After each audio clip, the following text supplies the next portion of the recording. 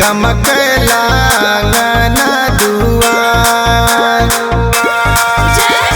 आई गइल पावन महीना नवरात के गमकला आंगना दुआर। सबही के कलशा रखाई गइल घर में माई के सजल दरबार।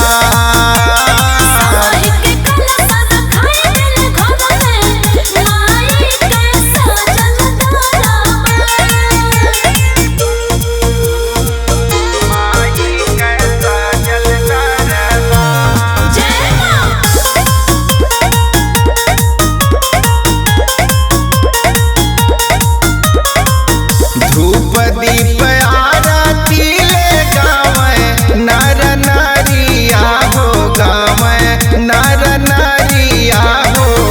महक बसंती गुल हजारन हो राम, महक बसंती गुल हजारन हो राम।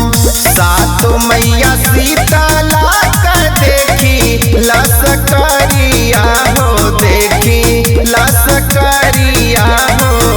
भगतन के भीड़ बड़ियारन हो राम, भगतन के भीड़ बड़ियारन हो राम।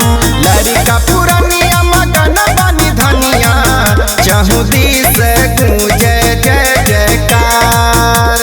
लड़का पुरनिया मगन बनी धनिया चहु दिस गूंजे जय जयकार। सबही के कलशा रखाई गइल घर में माई के सजल दरबार।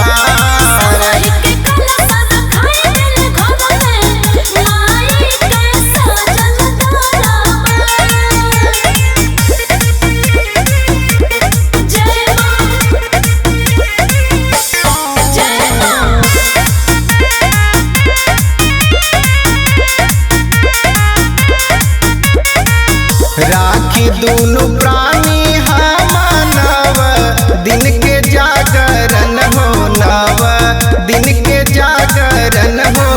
व्रत उपवास विस्तारन हो राम, व्रत उपवास विस्तारन हो राम। श्रद्धा से चूमल जाई माई के प्यारिया हो, माई के प्यारिया हो। गंगा जल से चरण पखारन हो राम, गंगा जल से चरण पखारन हो राम। आरती सजावल के राम बदन भजनिया